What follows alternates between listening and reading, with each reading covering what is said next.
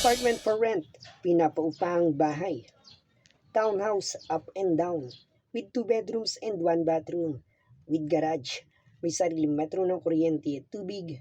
Inside subdivision, good community and flood-free location.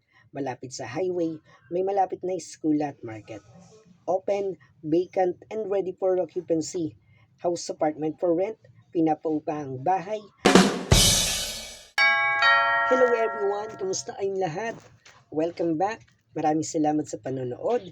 Para sa mga naghahanap ng house and apartment for rent, bagong malilipat ang pinapaupahang bahay, para sa inyo po itong video, details at information na i-share ko. Ito po yung bakanteng pinapaupahang bahay.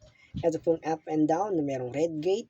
2 bedrooms po yan. Ito yung isang kwarto. May provision na rin para sa window type na aircon at may built-in cabinets. Nakatiles na rin ang flooring, bagong pintura, maganda yung bahay, maganda rin ang location, very spacious, yes story, yes kids, yes pets allowed, and yes parking. And yes guys, kung gusto nyo bisitahin para makita ng personal, pwede naman po anytime. Ito po yung bakanteng pinapaupahang bahay, 2 bedrooms and 1 bathroom with garage. 200 yes, yung house homeowners. apartment for rent, pinapaupahang bahay. 12,000 pesos monthly. Location, Bacoor City, Cavite. And yes guys, please don't forget to like, comment, and share. Follow and subscribe na rin kayo para lagi kayong updated. Ito naman yung bathroom nitong house apartment. Yes, maganda yung bahay, maganda yung location, very accessible and very affordable. 12,000 pesos monthly para sa naghahanap ng house apartment for rent sa Bacoor City, Cavite, na may 2 bedrooms and 1 bathroom, na merong covered parking garage para sa sasakyan, para sa pets, pwedeng magtindahan. Very spacious na house apartment, malapit sa lahat. And yes guys, maraming salamat. Ito yung bakanteng pinapaupahang bahay. Ito pong up and down. Ayan, na merong red gate. Ito po yung itsura niyan pag nabinisita nyo sa personal. Ngayon, updated pa po itong video.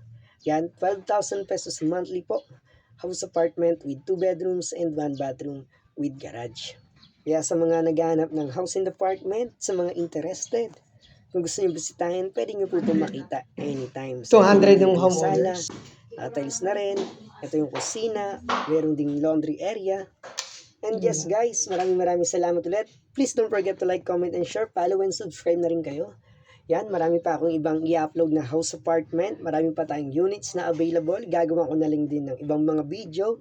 Sa ngayon, eto po muna. Ito yung bakanteng house apartment for rent, 12,000 pesos monthly, with 2 bedrooms and 1 bathroom located in Bacoor.